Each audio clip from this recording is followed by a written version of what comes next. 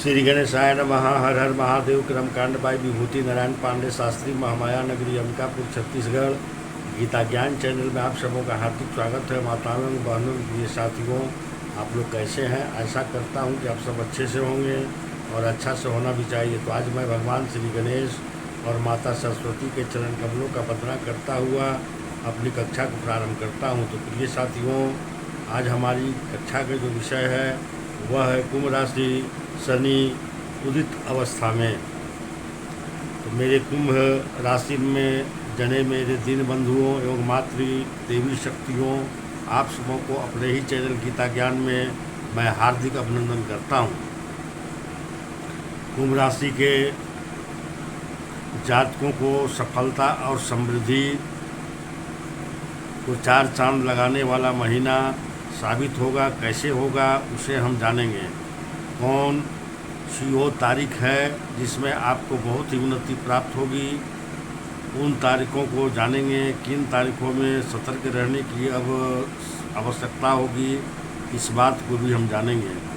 साथ ही साथ सिर्फ एक उपाय से यह 2024 मई को हम सबसे सर्वश्रेष्ठ महीना बना सकते हैं, इस बात की जानकारी भी हम प्राप्त करेंगे।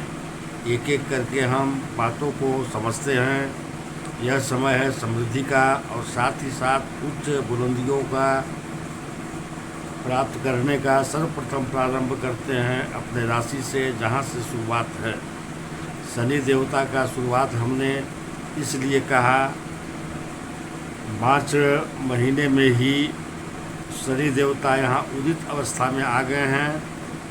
इनको उदित अवस्था में आना अर्थात कुंभ राशि का उदय हो जाना एक ऐसा स्थान जहां आपने स्वयं के राशि पर शनि देव विराजमान हैं, यह बात कोई नॉर्मल नहीं होगी। 30 साल के बाद कुंभ राशि में यहाँ पर उपस्थित हैं। साथ देने के लिए अब मंगल देव भी यहाँ पर उपस्थित हो गए हैं। मंगल को देखा जाए तो आपके साहस के मालिक हैं, आपके पराक्रम के मालिक हैं और पराक्रम के मालिक का शनि अर्थात हमारा कैरियर और मंगल अर्थात हमारा हिम्मत, दोनों के दोनों इस समय पर मिलकर एक विशेष सफलता के माध्यम को आपके जीवन तक पहुंचाने का काम करेंगे।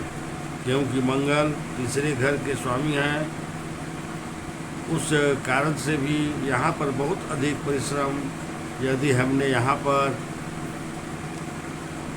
कर रखा है तो हम यह समझेंगे कि उस परिस्थिति परिश्रम हमें पारिश्रमिक मिलने का समय है।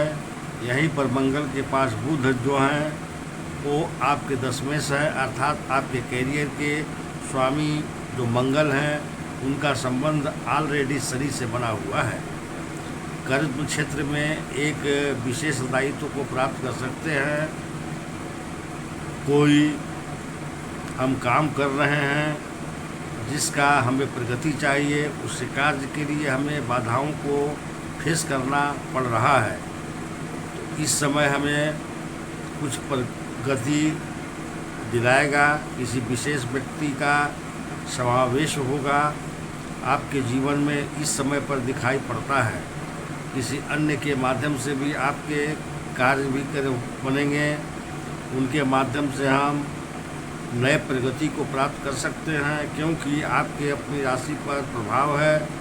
जिस समय पर आप सेनापति के भांति सीना तान करके अपने कार्य को संपादित करते हैं और सिर्फ वह कार्य करते भी नहीं बल्कि एक सुयोजित ढंग से आप सफलता भी ग्रहों के द्वारा प्रदान करते हैं। आपका स्वभाव है यह शनि और मंगल का संबंध आपका शरीर पर है।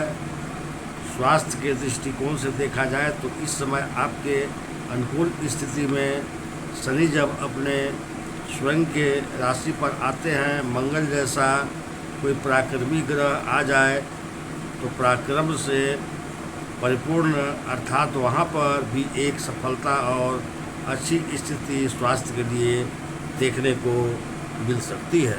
कहाँ पर ध्यान रखना है, विशेष ध्यान रखेंगे। बाएं हाथ में कोई प्रॉब्लम या दर्द की स्थिति उत्पन्न हो सकती है। इसके लिए कोई ऐसा कार्य न करे जिसके चलते हाथों में कोई प्रॉब्लम हो, क्योंकि तीसरा घर हमारा हाथ का है और यही के स्वामी मंगल आपके अपने राशि में सम्माहित हैं। बस इसके अलावा और कुछ नहीं। अब समझते हैं आपकी पैसों की बात। धन के स्वामी जो बनते हैं गुरुदेव बृहस्पति हैं। बृहस्पति इस समय पर बुध के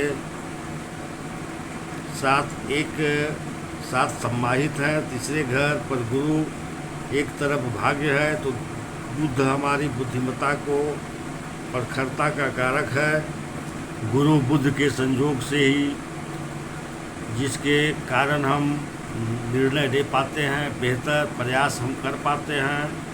और आपने डिसीजन के माध्यम से आप देख लीजिएगा, इस महीना ऐसा डिसीजन ले सकते हैं जिसके माध्यम से अच्छी ऊंचाई तक प्राप्त कर सकते हैं, क्योंकि ठीक इसके सामने ही भाग्य का घर है और 2 ग्रहों की दृष्टि है, बुध का भी और गुरु का भी है। बुध देव 25 मई तक विशेष प्रभावी रहेंगे और इसके बाद ये अपने आप आगे चले जाएंगे, अर्थात अपने मित्र के राशि पर प्रवेश कर जाएंगे। जिस समय पर हमारे लिए और कोई अधिक प्रॉपर्टी से जुड़ा आपका कोई काम बन सकता है। चौथा भाव सुख संसाधन का होता है। धन भाव पर ऑलरेडी पहले से शुक्राचार्य बैठे हुए हैं। इसको भाई आप क्या कहेंगे? एक तरफ तो आपके भाग्य के स्वामी हैं शुक्राचार्य जी महाराज, और ऊपर से धन भाव पर उसमें भी ऊंचे स्थिति में बैठे हैं। घर से जुड़े हुए कोई विशेष समृद्धि आपको प्राप्त हो सकता है। जहाँ से धन प्राप्त होना है वहाँ से धन प्राप्ति का एक संयोग बनेगा। खर्चे को लेकर के आप परेशान हैं, खर्चे अधिक हो रहे हैं, वहाँ पर नियंत्रण लगेगी। इस समय पर संग्रहित होगा, संचय होगा। जो समान दूसरा घर है ये हमारे संचित धन का स्थान होता है। और शुक्र जैसा ग्रह जब उच्च का हो जाए, शुक्र जैसा कारक ग्रह जब उच्च का हो जाए, आर्थिक स्थिति से इसे बहुत ही अनुकूल मानना चाहिए। यहाँ पर धन संबंधी कार्य आपके बनने के योग बनते हैं। यही हमारा बैंक होता है। सूर्य स्वयं बैठे हैं, तो सूर्य और शुक्र के कम्युनिकेशन है। इन दोनों के द्वारा कोई बैंक से जुड़े कार्य आपका कोई पूरा हो सकता है। लोन नहीं मिल रहा है, लेकिन जैसे ही 13 मई का दिन आता है, 13 मई को सूर्य भगवान एक घर आगे प्रविष्ट हो जाएंगे, जहाँ पर देवगुरु बृहस्पति भी विराजमान हैं। अब गुरु और सूर्य का एक कम्युनिकेशन बन जाएगा। एक तरफ राजा और दूसरी तरफ गुरु हमारे भाग्य के प्रतीक माने जाते हैं। प्रिय दर्शकों, वीडियो को लाइक करें और भगवान भोलेनाथ का आशीर्वाद पाने के लिए कमेंट्स बॉक्स में हर हर महादेव अवश्य लिखें। चलिए अब मैं अपनी कक्षा को यहीं विराम देता हूँ। नमस्कार।